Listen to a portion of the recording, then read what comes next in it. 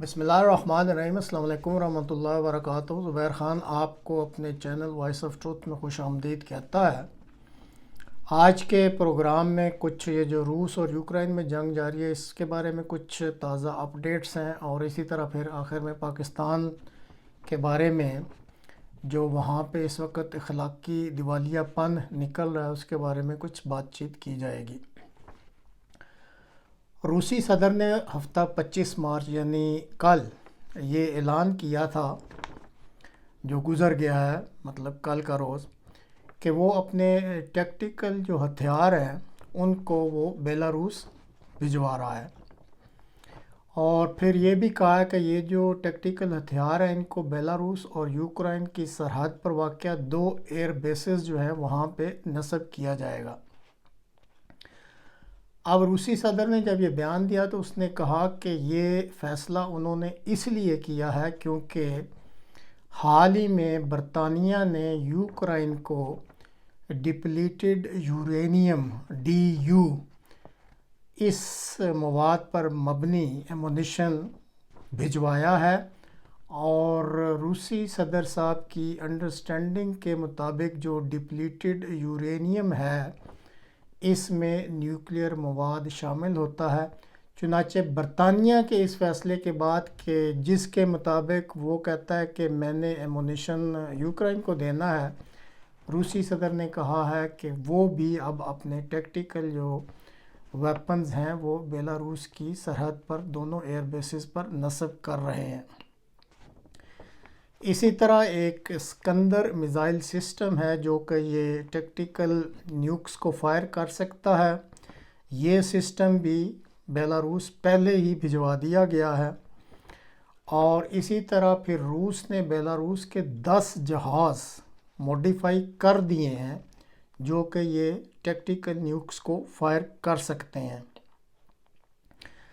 اور جب یہ روس کے صدر صاحب کا بیان آیا تو ساتھ ہی بیلاروس کے صدر صاحب کا بھی بیان آ گیا کہ روس کی طرف سے ان کو جو ڈیفنس سسٹم S-400 مہیا کیا گیا تھا انہوں نے اس کو نصب کر کے اپڈیٹ کر کے ریڈی حالت میں تیار کر دیا ہے۔ اور اسی طرح جو یہ اسکندر میزائل سسٹم ہے، اور اس طرح بیلاروس کے پاس پہلے بھی ایک ٹوچکا ٹیکٹیکل بیلسٹک میزائل سسٹم موجود ہے، تو ان دونوں سسٹمز کو بیلاروس کے صدر کے بیان کے مطابق اپڈیٹ کر کے دونوں ایئر بیسز پہ جو کہ بیلاروس اور یوکرائن کی سرحد پر واقع ایئر بیسز ہیں وہاں پہ نصب کر کے ریڈی حالت میں تیار کر دیا گیا ہے۔ اب جب یہ سارے بیانات سامنے آئے ہیں تو ساتھ ہی پھر آج کی اطلاعات کے مطابق جو یوکرائنی صدر ہیں انہوں نے بھی یہ بیان دیا ہے کہ ان کی خفیہ ایجنسیوں کی رپورٹس کے مطابق جیسے گزشتہ سال روس نے بیلاروس کی سرزمین کو استعمال کرتے ہوئے یعنی بطور سٹیجنگ گراؤنڈ کے اور وہاں سے پھر یوکرائن پر زمینی حملہ کیا تھا، تو یوکرائنی صدر کی رپورٹس کے مطابق جو انہوں نے آج بیان جاری کیا ہے انہوں نے کہا ہے کہ ان کو خطرہ ہے کہ یہ جو اب ٹیکٹیکل نیوکس کی کوئی جنگ اگر ہوتی ہے جلد مستقبل میں، تو روس نے پوری طرح یہ منصوبہ بندی کر لی ہے کہ وہ بیلاروس کی سرزمین کو بطور سٹیجنگ گراؤنڈ استعمال کرے گا اور وہاں سے پھر وہ یوکرائن پر یہ حملہ کرے گا۔ اسی طرح پھر جو یہ بیان ہے یوکرائنی صدر کا، انہوں نے ایک جاپانی اخبار ہے یومی یوری اس کو انٹرویو دیتے ہوئے ایک اور چیز کا بھی انکشاف کیا ہے کہ جو اس وقت یوکرائن کی افواج مشرقی محاذ پر برسر پیکار ہیں، بقول یوکرائنی صدر کے ان کے پاس تقریباً ایمونیشن ختم ہو چکا ہے، اور بار بار کی درخواستوں کے باوجود ناٹو ممالک سے ان کو ایمونیشن نہیں مل رہا۔ ناٹو ممالک یہ کہتے ہیں کہ ایمونیشن پلک جھپکنے میں تو نہیں بنتا، اس کے لیے وقت درکار ہوتا ہے، تو اب اس کو بننے میں وقت لگے گا تو تب ہی مہیا کیا جائے گا۔ بہرحال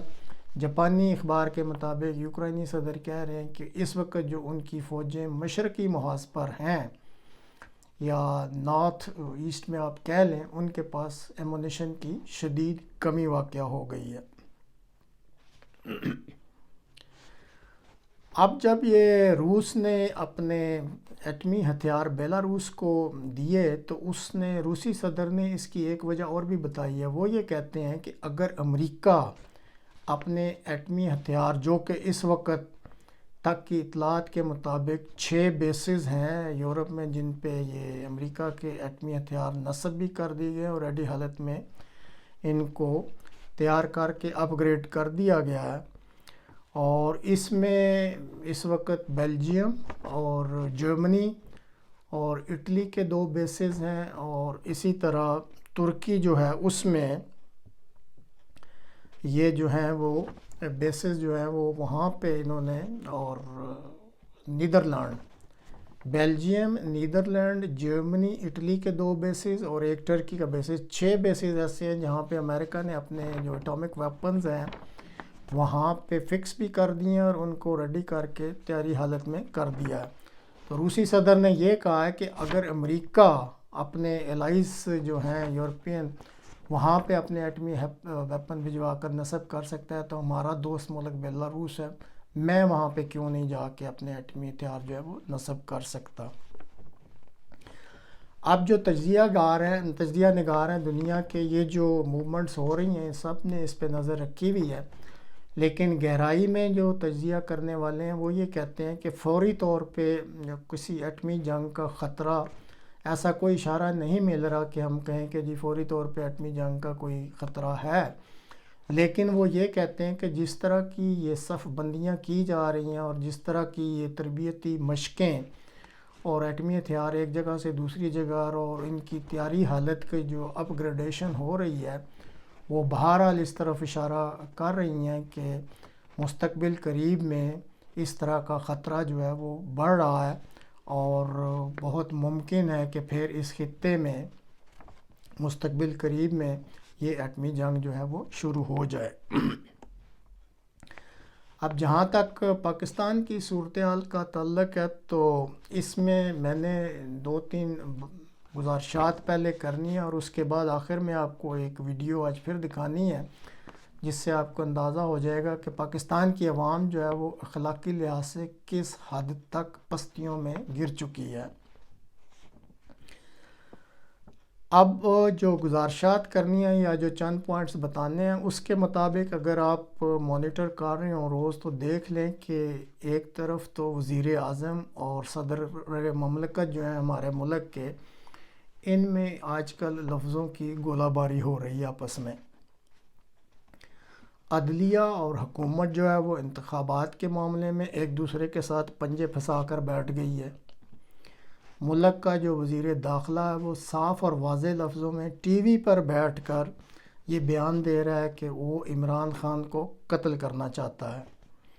عمران خان صاحب جو ہیں وہ صرف عوام کا جمع غفیر جو ہے وہ اکٹھا کر لیتے ہیں اور اسی میں خوش ہو جاتے ہیں کہ جی عوام ان کے ساتھ ہیں. لگتا ہے کہ ملک میں اس وقت جو موجودہ حکمران اور اسی طرح جو ان کے مخالفین یا دیگر اشرافیہ جو ملک کی حکمرانی یا سیاست کے ذمہ دار ہے، چاہے وہ حکومت میں ہے یا اس وقت اپوزیشن میں ہے، وہ ایک دوسرے کی نفرت اور دشمنی میں لگتا ہے کہ عقل اور شعور کی ساری حدیں پار کر چکے ہیں. اب ان عقل کے اندھوں سے کوئی پوچھے کہ مذاکرات تو ریاست مدینہ نے بھی اپنے جانی دشمنوں کے ساتھ بھی کیے تھے. دماغ کی ساری کھڑکیاں بند کر کے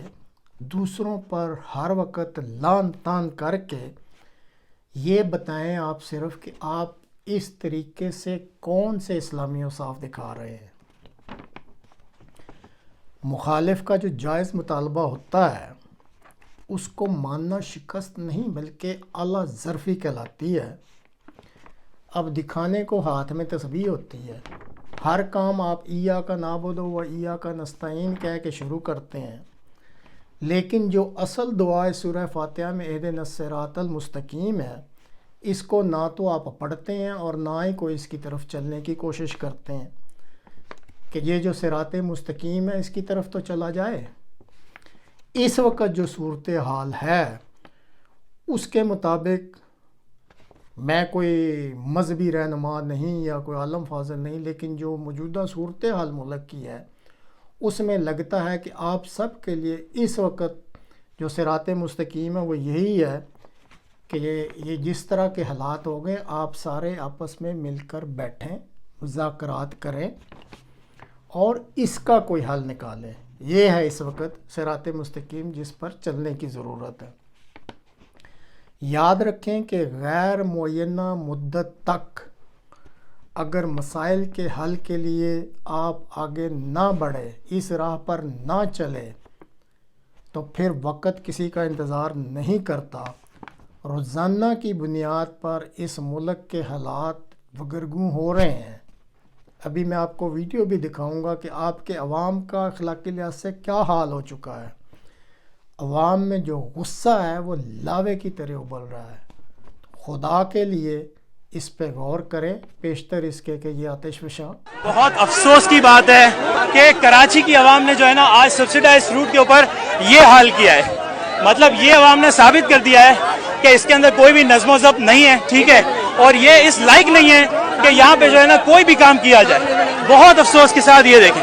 بہت افسوس کے ساتھ۔ السلام علیکم۔ یہ جو منظر آپ لوگوں نے دیکھا یہ ہمارے فروٹ اسٹال کا منظر تھا، جہاں پہ 10 روپے کلو کے حساب سے جو ہے نا فروٹ جو ہے وہ لوگوں کو دیا جاتا ہے، اور یہ فرسٹ ٹائم نہیں ہے۔ یہ میری اصل میں جو ہے نا ابھی بول کے اتنا گلا خوش ہو گیا کہ مجھ سے بولا بھی نہیں جا رہا۔ ہم نے کافی لوگوں کو سمجھایا کہ دیکھیں آپ لوگوں کے لیے، ہم آپ لوگوں کے لیے کھڑے ہوئے ہیں، صحیح ہے، لیکن ڈسپلن کی اتنی کمی دیکھ کے بہت زیادہ افسوس ہوا کہ لوگوں نے ایک فروٹ کی تھیلی کے لیے ٹینٹ کو پھاڑنا ضروری سمجھا، مطلب یہ کرنا ضروری سمجھا ایک فروٹ کی تھیلی کے لیے۔ اس کے بغیر بھی انسان زندہ رہ سکتا ہے، یہ کوئی راشن نہیں ہے، یہ صرف ایک گفٹ تھا جو کہ ہم لوگوں تک پہنچانا چاہتے تھے۔ اور اگر ہو سکتا ہے کہ کچھ اس کے اندر